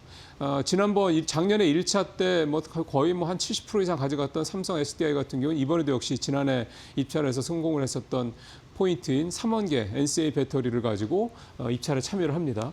근데 앞에서 이제 그 가점이 좀 배점이 바뀐 것과 관련해서 안정성 문제가 좀 점수가 많이 높아졌잖아요. 그러니까 저 정도 높아질 정도. 그러니까 6점에서 11점으로 5점에 높아질 정도면 굉장히 여기다 포인트를 둔다는 얘기가 좀 되는 거거든요. 2차 입찰은. 잘 아시는 것처럼 LF 배터리의 안정성은 확실히 NCM보다는 좀 더 높다라는 일반적인 평가입니다. 그러다 보니까 아무래도 이번 2차는 이 배점이 변화된 거를 보니까 LG에너지솔루션이나 SK온 쪽에서 가져갈 가능성이 높지 않겠냐. 뭐 둘이 나눠 가질 수도 있겠지만 어느 한쪽에 다 가져갈 수도 있겠고요. 그래서 올해 2차 입찰은 이렇게 되고 정부에서 이렇게 대규모 입찰이 앞으로도 계속 있을 수밖에 없습니다. 서해안 에너지 고속도로라든가 이런 국내에서 또 AA 데이터 센터, 울산 뭐 또 전남 쪽에 계속 이제 앞으로 지어갈 수밖에 없기 때문에 그럴 경우에 결국 ESS가 우리도 대규모로 필요하다는 점에서 이 정부 입찰을 따내느냐는 건 뭐 레퍼런스 차원에서 되게 중요한 문제일 수밖에 없으니 이 셀업체들이 뭐 사활을 걸 수밖에 없지 않겠냐 싶은 생각이 듭니다. 그렇게 오래 걸리지는 않을 것 같습니다. 결과가 조만간 나올 것 같습니다. 자, 마지막으로 이 기사는 이제 시장과 관련된 내용인데요. 2029년까지 230개에서 상장 폐지에 해당이 된다. 거래소가 부실기업 조기 퇴출을 논의하고 있다. 어제 금융위원회 주재로 이제 산하 유관기관들 업무 보고가 있었습니다. 대통령이 하던 걸 이제 각 산하기관에서 자체 유관기관들 상대로 좀 다시 업무 보고를 하는 그런 내용인데요. 어제 한국거래소의 보고 내용이 이겁니다. 지금 현재 상황에서 거래소 퇴출 요건을 그대로 적용할 경우 현재 2029년까지 한 230여 개 회사가 상장 폐지에 해당이 된다라는 거고요. 이게 한 전체 코스닥 상장세 한 8% 정도 된다고 합니다.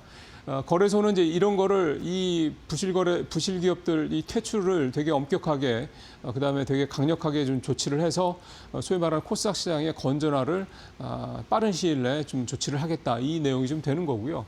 결국 이제 이렇게 된다는 얘기는 뭐냐면 코스닥 시장이 지금 사실은 상장사도 너무 많고요. 매년 상장사들도 좀 너무 많이 들어오고 이것 때문에 물량이 너무 많기 때문에 전체적으로 코스닥 지수의 이 상승세가 상승 탄력이 약하다. 이렇게 지적을 계속 받고 있거든요. 그래서 나스닥이나 다른 글로벌 시장들처럼 다른 글로벌 선진 시장의 어떤 그런 어떤 모습처럼 두를 때도 쉽게 두르지만 나갈 때도 더 굉장히 자칫하면 나갈 수 있게 만드는 소위 말하는 다산 다사 이 전략을 거래소에서 추구를 하겠다고 합니다. 그러니까 상장도 비교적 쉽게 해주겠지만 상장 문도 좀 더 문턱도 낮추겠지만은 이제는 웬만하면은 이제 상장 유지 못하면 버티기 힘들면 퇴출도 굉장히 빨라질 거다. 이거를 얘기하는 거기 때문에 이렇게 되면 코스닥 시장도 여러 가지 상황들보다는 앞으로 상당히 좀 긍정적으로 되지 않겠냐 이런 생각이 좀 되고요. 또 하나 관심사가 이제 거래소 시간 연장인데 이거는 올해 6월을 목표로 현재 6.5시간인 거를 12시간 반나절로 확대를 하겠다. 이 내용이 좀 먼저 발표가 좀 됐습니다. 그래서 일단 한 2분기 정도 가면 또 이 거래 시간 연장에 대한 부분 때문에 증권사들 주가나 이런 부분에도 좀 모멘텀이 되지 않겠냐 생각이 해봅니다. 오늘 여기서 마치도록 하겠습니다.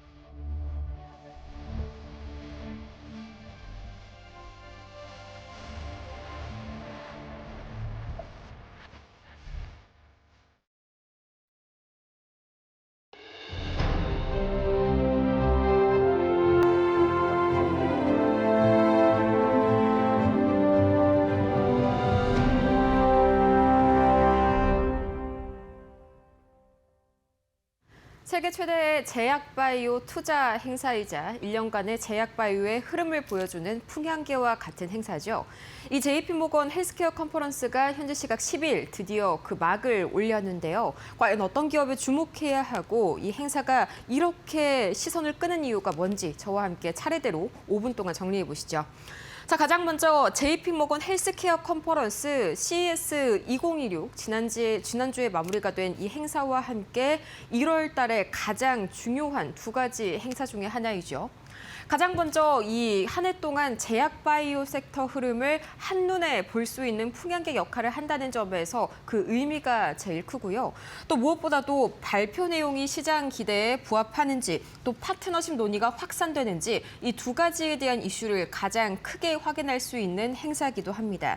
이 과연 제약 바이오 섹터 전반으로 자금이 유입될 수 있을지 이 행사를 통해서 확인을 해보실 수가 있겠는데요. 우선 1월 12일부터 또 1월 15일까지 이번 주 3일간 이 캘리포니아 샌프란시스코에서 행사가 개최됩니다. 이 주요 키워드 4가지를 제가 한번 가지고 와봤는데요. 우선 첫 번째는 AI와 신규 모달리티. 여기서 모달리티는 신약을 어떤 방식으로 개발하느냐 해법을 우리가 모달리티라고 합니다. 드디어 엔비디아와 같은 AI 기업들이 본격적으로 이 컨퍼런스에 등장하게 됐는데 대표적인 예시로 오늘 브리핑에서 제가 소개드렸었던 일라일릴리와 또 엔비디아의 AI 신약 개발 연구소 설립 소식, 이게 바로 첫 번째로 이 키워드를 관통하는 주제였습니다. 이 5년간 양사가 10억 달러를 투입해서 그동안 신약 개발에 있어서 난제를 해결할 수 있는 AI 솔루션을 개발하겠다는 것을 밝혔는데요. 거기에 또 두 번째로 이 GLP-1 치료제, 우리에게는 위고비로 익숙한 그런 비만 치료제 약물이죠. 이제는 비만과 당뇨를 넘어서요, 이 심혈관 질환과 또 대사 이상 질환, 더 넘어서 신장 질환과 치매까지 그 적응증을 확장해 가고 있는데 이번 이 JP모건 헬스케어 컨퍼런스에서는 이 GLP-1과 관련해서 자체 파이프라인을 보유하고 있는지, 또 경구제, 먹는 위고비라고도 하죠. 알약형으로 입으로 복용할 수 있는 그런 치료제입니다. 이 경구제를 개발하고 있는 관련 기업들에게 주목할 필요가 있고요. 또 세 번째로는 우리가 암세포에게만 선택적으로 약물을 전달한다고 해서 이 암세포 유도탄이라고도 부르기도 하죠. ADC, 항체 약물 접합체 관련 기업들에게도 주목해야겠습니다. ADC 파이프라인을 기술을 보유하고 있는지가 핵심 포인트가 되겠고요. 또 마지막으로 네 번째는 이 M&A 그리고 기술 이전 관련 소식이 나오느냐입니다. 어디에서 나오느냐가 중요한데 이 원래 JP모건 컨퍼런스 이후로 이 기술 이전과 M&A 관련 뉴스들이 주가 변동성을 크게 이 종목별로 만들곤 했었죠. 이게 올해에도 굉장히 크게 작용이 될 전망입니다. 이미 글로벌 파트너사를 확보를 했거나 또는 파트너링 가능성이 높은 이 파이프라인을 보유하고 있는 기업들이 주인공이 될 예정인데 구체적으로 어떤 기업들이 있을지에 대해서는 뒷장을 통해서 더욱더 자세하게 만나보도록 하겠습니다. 우선 이 JP모건 헬스케어 컨퍼런스에서 가장 크게 주목해야 할 5가지 기업입니다. 공식적으로 올해에는 5가지 국내 기업들이 이 발표를 앞두고 있는데요. 삼성바이오로직스, 셀트리온, 알테오젠, D&D 파마텍과 휴젤이 그 주인공입니다. 가장 주목해야 할 것은 바로 이 삼성바이오로직스와 셀트리온, 행사 내에서도 가장 관심이 집중되는 메인 트랙에서 발표를 하기 때문인데요. 이 메인 트랙은 글로벌 탑티어 기업들과 또 대형 투자자들, 우리가 월가에서 익숙한 그런 기업들의 시선이 가장 몰리는 편이기 때문에 이 두 가지의 현재 이 기업 발표가 가장 시선을 끌고 있고요. 그 이외에도 알테오젠과 D&D 파마텍, 휴젤 이 3개 기업 같은 경우에는 APEC 섹션에서 발표가 예정이 되어 있습니다. 이 APEC 트랙 약간은 조금 어색하신 분들도 계실 텐데 아시아권 기업들이 이 기술력과 성장 전략을 공개하면서 미팅을 확장해 나가는 자리라고 보시면 되겠습니다. 그러니까 추가적으로 파이프라인 확대 그리고 파트너십 관련 이슈들이 지속적으로 들려올 수 있다는 의미이죠. 이 관전 포인트 제가 각 기업들 5가지별로 정리를 해봤는데 가장 먼저 이 삼성 바이오로직스의 경우에는 CDMO 산업의 경쟁력과 이 현지화 전략, 가장 크게는 이 미국 내 생산 거점 확대에 대한 이슈가 나올 수가 있겠죠. 그 외에도 대규모 수주 소식이 공개되는지 여부를 확인을 하셔야겠고요. 또 셀트리온은 이 바이오시밀러 전략 관련해서 확장 전략을 발표할 예정입니다. 또 이후에 미국의 생산 인프라를 확보한다는 기사가 나왔었죠. 그 이후에 운영 방식이 어떤 식으로 좀 청사진을 그릴지 이 점에 대해서도 확인을 하셔야겠고요. 진펜트라의 올해 미국 매출 가이드라인도 상당한 관전 포인트로 자리 잡고 있습니다. 또 이외에 알테오젠과 D&D 파마텍 같은 경우에는 이 글로벌 파트너십 논의에 대해서 굉장히 이 이목을 끌고 있고요. 휴젤 같은 경우에는 이 보톡스로 알려져 있죠. 보툴리는 톡신을 중심으로 앞으로 에스테틱 영역에 있어서 사업 전략을 어떻게 확장해 나갈지 체크해 보시기 바랍니다. 이외에 나머지 참가 기업들과 또 이후에 추가적으로 이 관련 기업들 보도록 할 텐데요. 우선은 한국의 주요 기업 참가 현황 되게 다양하게 준비가 되어 있는데 이 중에서 반드시 챙겨봐야 할 기업들 다음 장에서 추가로 만나보시죠. 가장 먼저 글로벌 파트너사 관련 기업입니다. 쉽게 얘기해서 이 JP모건 컨퍼런스 안에서 글로벌 빅파마와 연결고리를 가진 우리 기업들을 제가 정리를 해봤는데 연결고리라고 한다면 기술 수출, 공동 개발, 또 임상 협업 이 세 가지를 중심으로 그동안 유한양행은 얀센과 기술 이전 이력이 있었고요. 또 한미약품의 경우에는 길리어드와 함께 관련 이슈들이 있었죠. 이외에도 뭐 산오피와 관련해서도 마찬가지로 이슈들이 있었고요. 또 비공식 미팅 기업들도 상당히 주목해야 할 이슈입니다. 이 샌프란시스코 현지에서 발표는 아니지만 파트너링 미팅 일정을 가진 기업들인데 이 빅파마와 투자자들과의 협력을 논의하는 장이 바로 이 비공식 미팅이겠죠. 이런 비공식 미팅은 즉각적인 계약 발표까지는 아니더라도 앞으로 기술 이전이나 공동개발 관련해서 주요 단초로 작용하는 경우들이 많기 때문에 유한양행과 한미약품, 온코닉 테라퓨틱스, 알지노믹스까지 계속해서 관련 이슈들 나오는지 체크하셔야겠습니다. 그렇다면 과연 이 관련 이슈들 구체적으로 어떻게 분석을 해봐야 할지 잠시 후 대담에서 자세하게 만나도록 할게요.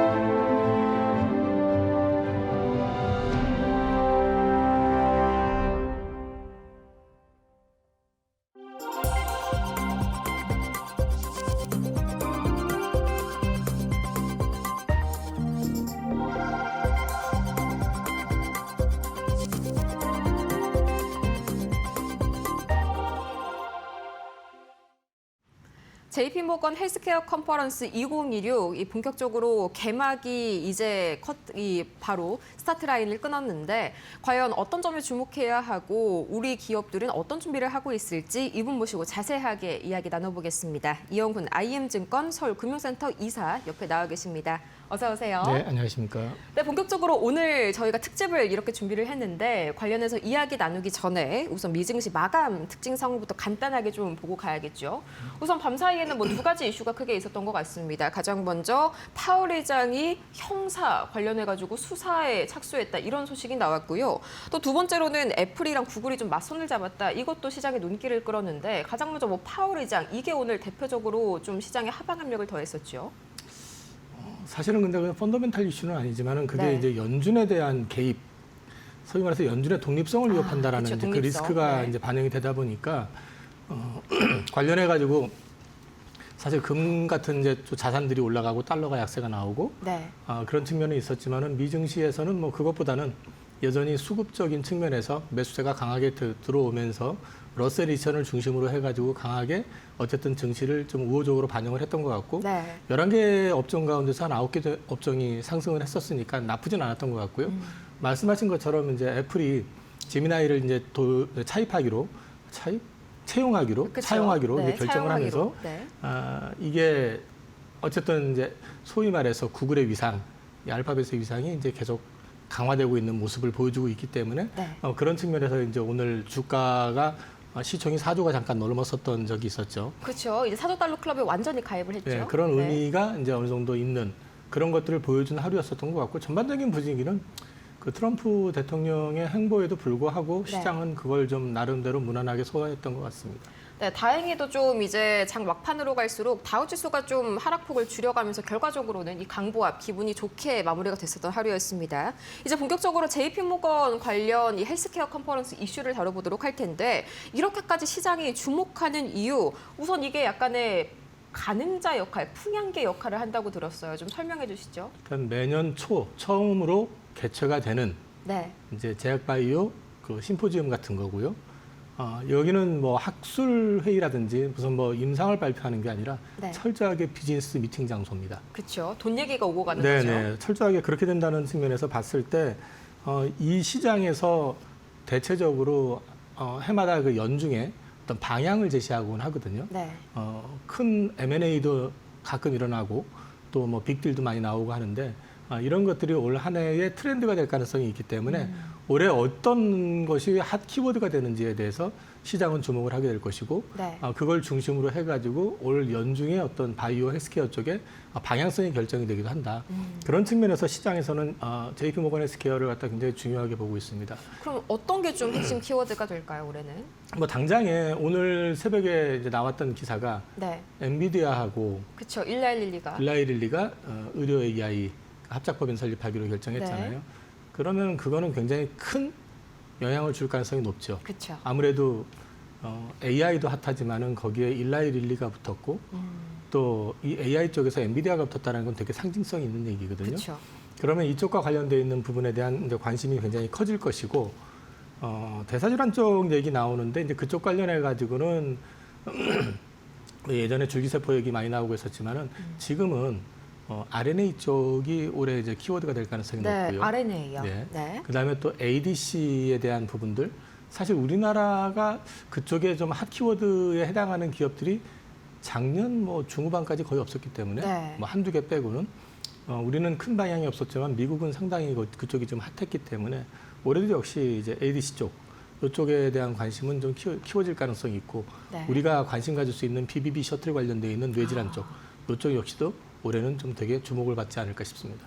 네, 이렇게 키워드까지 다 같이 정리를 해봤는데 이제 우리 기업들은 구체적으로 어떤 걸 준비하고 있는지 이 점도 중요하죠. 우선은 뭐 우리 기업 공식적으로는 5개의 기업들이 발표를 준비하고 있습니다만 그중에서도 특히 삼성바이오로직스랑 셀트리온의 발표가 굉장히 이목을 끌더라고요. 메인 트랙에서 발표를 한다는 거 이거 어떤 의미가 있을까요? 글로벌로 봤을 때 글로벌 마켓에서 검증된 기업이라는 걸 인증받은 거라는 측면에서 의미가 있습니다. 네. 메인 트랙에서 이제 발표를 한다는 얘기는 그만큼 그 위상이 커진다는 얘기고요. 네. 또 한 가지는 이 메인 트랙에서 딜이 많이 일어납니다. 어떤 일이요? 뭐 예를 들어 네. 가지고 삼바 같은 경우는 CDMO 관련된 계약이나 이제 딜이 나올 수도 있는 거고요. 네. 또 M&A 이슈도 나올 수 있고 또 한 가지는 라이센스하고 관련된 딜이 나올 수도 있는데 우리나라 이제 삼바나 셀트리온 같은 경우는 뭐 에로 쪽보다는 CDMO 관련된 쪽이라든지 이런 쪽에서 좀 기대할 수 있는 부분이 있지 않을까 싶습니다. 네, 그러면 구체적으로 삼성바이오로직스부터 한번 살펴볼 텐데 이번에 발표 주제로 GSK 기반 미국 CDMO 전략 이거를 들이댔습니다. 조금은 약간 이해가 안 되시는 분들도 있으실 텐데 구체적으로 좀 어떤 내용을 기대할 수 있을까요? 작년 하반기에 그 GSK 공장을 인수했거든요. 그렇죠. 근데 이제 삼성바이오로직스가 지금 올해 실적 가이던스를 제시하면서 GSK 쪽 공장에서 발생이 되는 네. 매출과 관련해 가지고 구체적인 언급이 없었어요. 근데 사실은 이제 삼성바이오로직스의 밸류가 저는 싸다고 얘기를 이제 보지는 않는다고 말씀을 드렸었는데 네. 이제 기업 분할이 된 상태에서 또 한 가지 GSK 공장 인수라는 거는 사실 공장 증설 또는 신설과 관련된 이슈가 될 수 있는 거잖아요. 그쵸. 기간을 줄여버리면서 하게 된 거니까 그럼 이건 곧바로 매출과 연관이 된다는 얘기인 거고 GSK 공장을 인수한다는 얘기는 GSK 물량은 기본적으로 안고 출발을 한다는 얘기입니다. 네.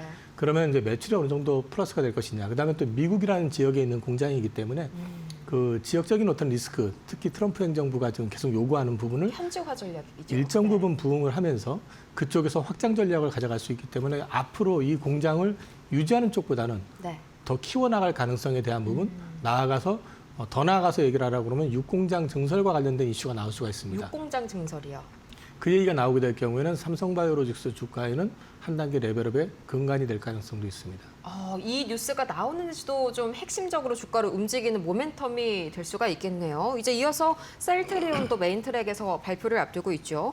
보면은 이제 생물보안법 영향이랑 또 미국 CDMO를 주요 전략으로 내세웠는데 이게 뭐 바이오시밀러뿐만이 아니라 CDMO까지 지금 굉장히 확장을 하고 있지 않습니까? 이게 뭐 앞으로의 미국 생산 인프라를 좀 확장해가는 그런 전략과도 좀 맞닿아 있을까요? 역시 마찬가지로 셀트리온도 일라이릴리 공장 인수를 했죠. 네. 그리고 이제 일라이릴리 공장을 통해서 발생하는 매출과 관련된 이슈가 나오니까 주가가 한 단계 올랐습니다. 네.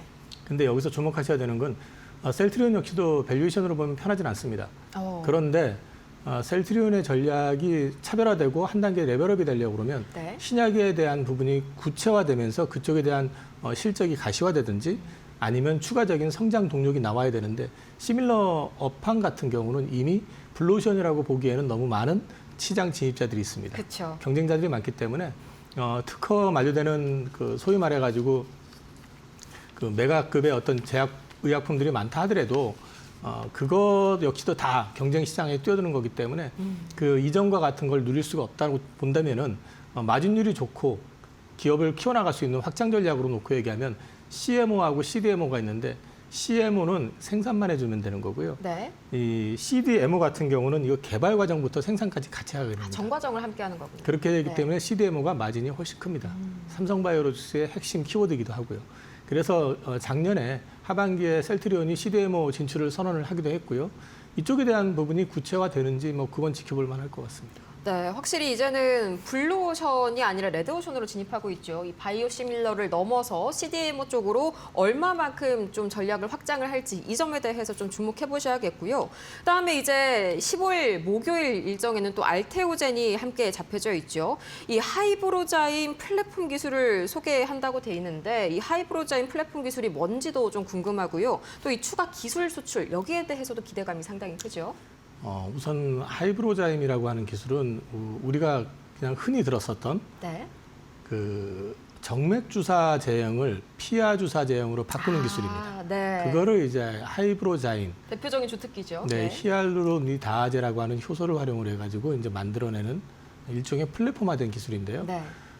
이거를 이제 소개한다는 얘기고, 근데 시장에서는 지금 기대하고 있는 거는 라이센스 아웃이 하나 더 나와주길 바라는 거고, 그걸 통해 가지고 제반의 노이즈를 제거해주길 바라는 거거든요. 네. 지금 현재 예고됐었던 원래는 지금 해마다 뭐 2건, 3건 얘기를 했었는데 작년에 생각보다 안 나왔어요. 네. 거기에다가 또 특허 논쟁이 나왔었잖아요.